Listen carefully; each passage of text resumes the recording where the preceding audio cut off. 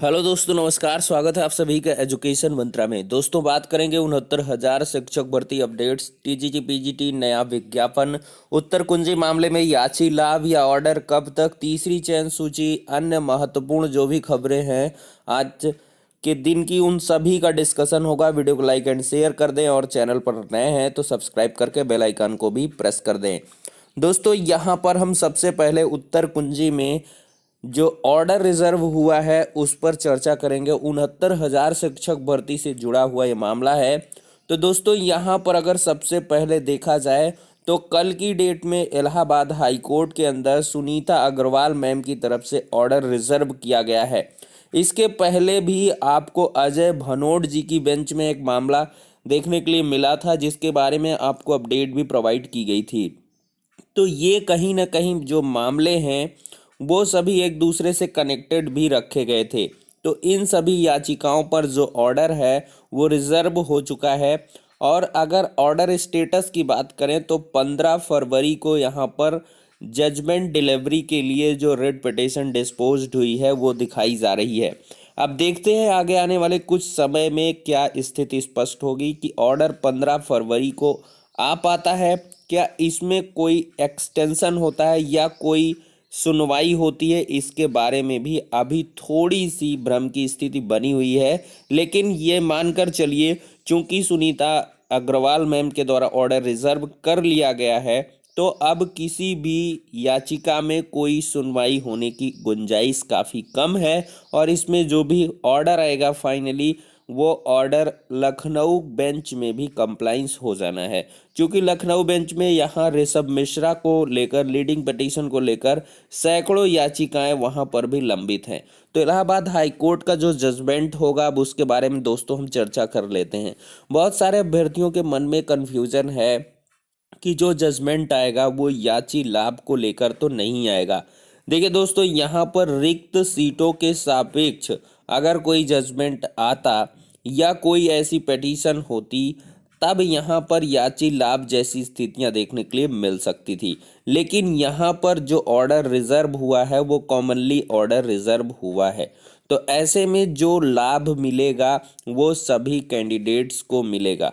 और मुझे जहाँ तक लगता है कि अभी फाइनली मैटर जब रिजॉल्व होगा सिंगल बेंच से तो इसमें यूजीसी को रिपोर्ट भेजने जैसी या 4 से 5 जो प्रश्नों पर विवाद है उसकी जांच करवाए बिना यहाँ से जो लाभ है कॉमन अंक का वो मिलना काफ़ी कम समझ में आ रहा है।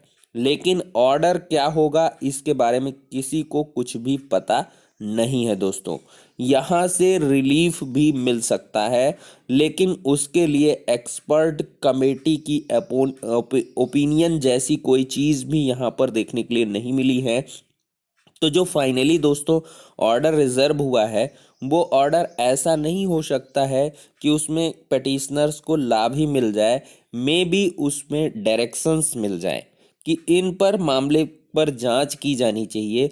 4 से 5 प्रश्नों का जो मामला है वो यूजीसी को फॉरवर्ड होना चाहिए और उसके क्लैरिफिकेशन के बाद जो रिपोर्ट आए उसके आधार पर ही फाइनल हियरिंग हो और फिर इसके बाद या जो पिटिशनर हैं उनको लाभ दिया जाए या कह लें उनकी याचना स्वीकार की जाए और उसके आधार पर यहाँ पर परिवर्तन देखने के लिए मिल जाए।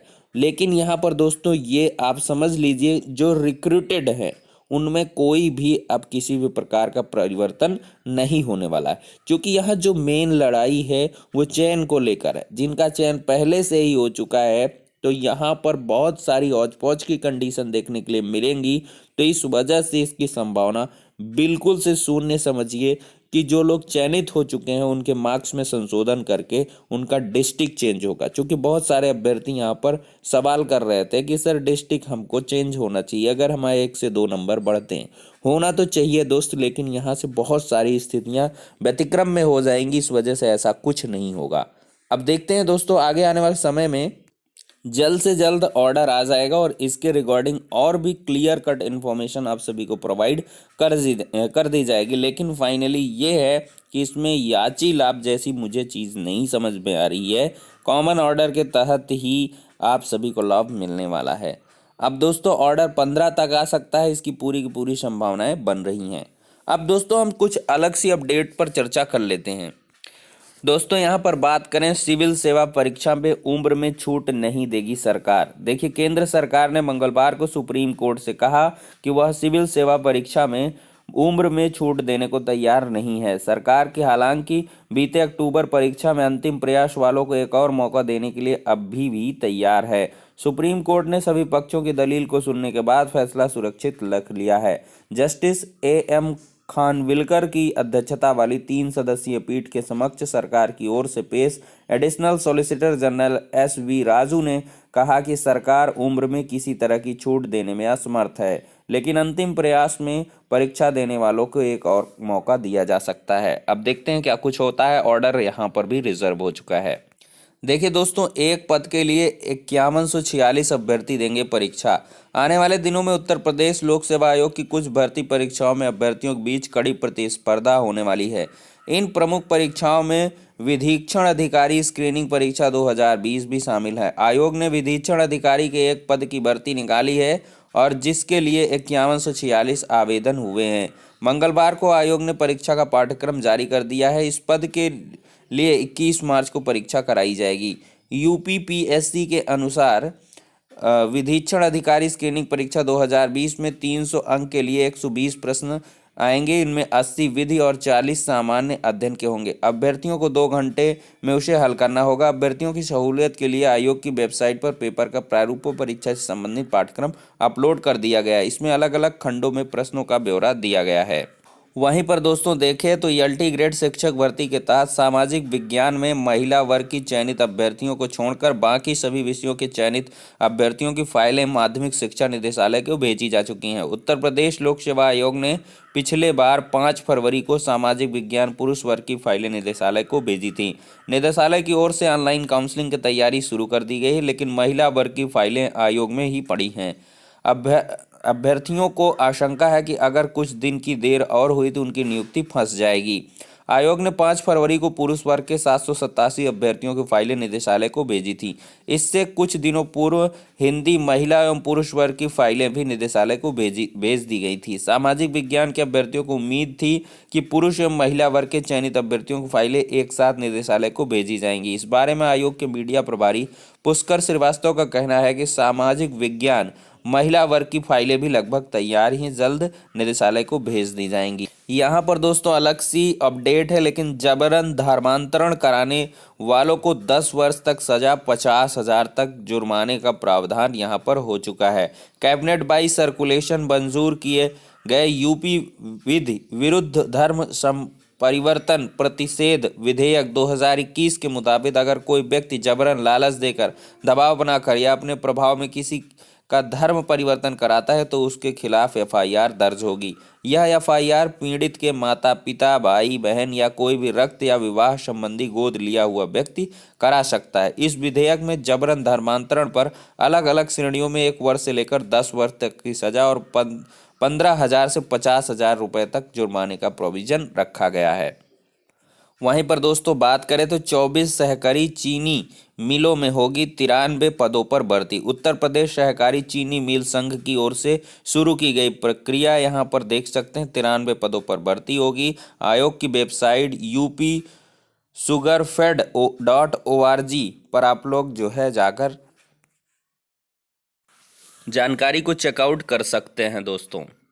वहीं पर बात करें टीजीटी पीजीटी 2020 विज्ञापन का इंतजार। एडेड माध्यमिक में करीब 3 माह से इंतजार कर रहे प्रतियोगियों का धैर्य अब जवाब दे रहा है। चयन बोर्ड ने चिंताएं बढ़ा दी हैं और यहां पर देख रहे हैं 12 फरवरी को चयन बोर्ड अध्यक्ष से उनकी वार्ता होगी और इसका पहला बिंदु संशोधित विज्ञापन जारी करने का है। वहीं युवा मंच ने मुख्यमंत्री को पत्र भेजकर तत्काल विज्ञापन जारी करने की मांग की है। अब 12 तारीख को यहाँ पर 11 बिंदुओं पर आवेदन तैयार करके चयन बोर्ड को रिसीव कराया है।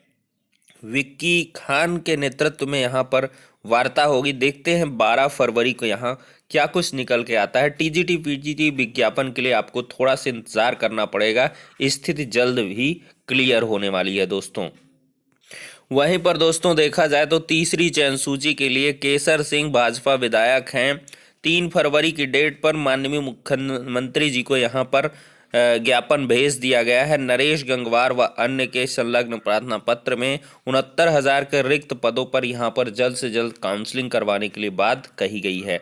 अब यहाँ पर दोस्तों क्या होने वाला है, पहले संशोधन जैसे मुद्दों पर चर्चा होनी है, फिर इसके बाद ही आपको यहाँ पर कुछ चीज़ें देखने के लिए मिल सकती हैं। लेकिन उससे पहले उत्तर कुंजी का ऑर्डर आ जाएगा और ऑर्डर से बहुत सारी स्थितियाँ यहाँ पर बदलने वाली है। ऑर्डर में अगर कुछ ऐसी चीज़ होती है तो तीसरी चयन सूची पर थोड़ा सा मामला और भी पेंडिंग जा सकता है, क्योंकि ऑर्डर आने के बाद यहाँ पर आपको कुछ परिवर्तन भी देखने के लिए मिल सकते हैं। फिलहाल के लिए इतना है, नेक्स्ट वीडियो में मिलते हैं।